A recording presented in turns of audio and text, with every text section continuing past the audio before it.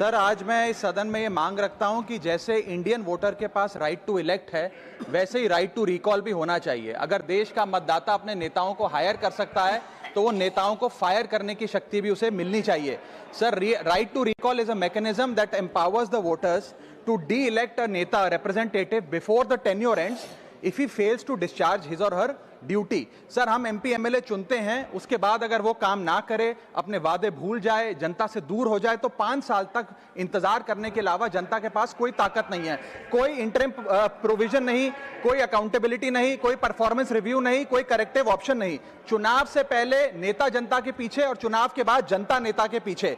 और सर, 5 साल is too long a period in this day and age. अगर एक गलत फैसला गलत नेता को चुनने का लिया तो लाखों लोगों का भविष्य अंधकार में जाता है और पूरा क्षेत्र पीछे जाता है। Sir, we can trust our voters to elect. हमें अपने मतदाता पे विश्वास करना चाहिए कि वो अपनी गलती बदल भी सके राइट टू रिकॉल की ताकत से। Sir, let me clarify that right to recall is not a weapon against politicians. It is an insurance policy for democracy.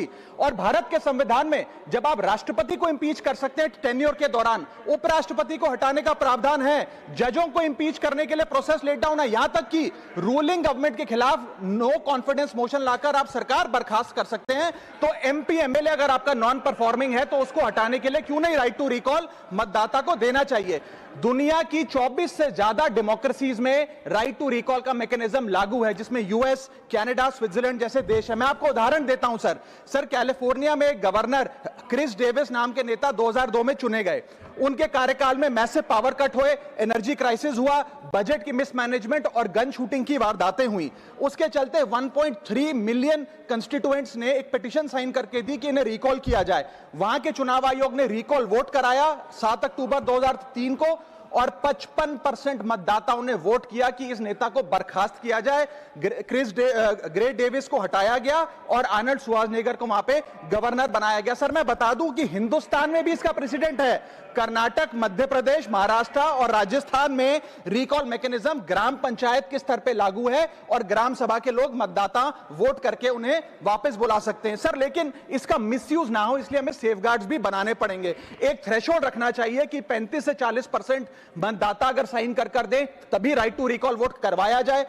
नेता को 18 महीने के लिए परफॉर्मेंस पीरियड देना चाहिए, कूलिंग ऑफ पीरियड, जिसमें उसे ना हटाया जाए। स्पेसिफिक ग्राउंड्स फॉर रिमूवल होने चाहिए ताकि फ्रिवलेस ग्राउंड्स ना हो और रिकॉल कम से कम 50% वोटों के बाद हो। ऐसा होगा तो पार्टियां भी ऐसे लोगों को टिकटें देंगी जो परफॉर्मर्स हो, ना कि नॉन परफॉर्मिंग एसेट, और भारत की डेमोक्रेसी मैच्योर होगी, सिटीजन एम्पावरमेंट बढ़ेगा and recall will give the voter the power to fix that right now. Sir, R Girirajan ji.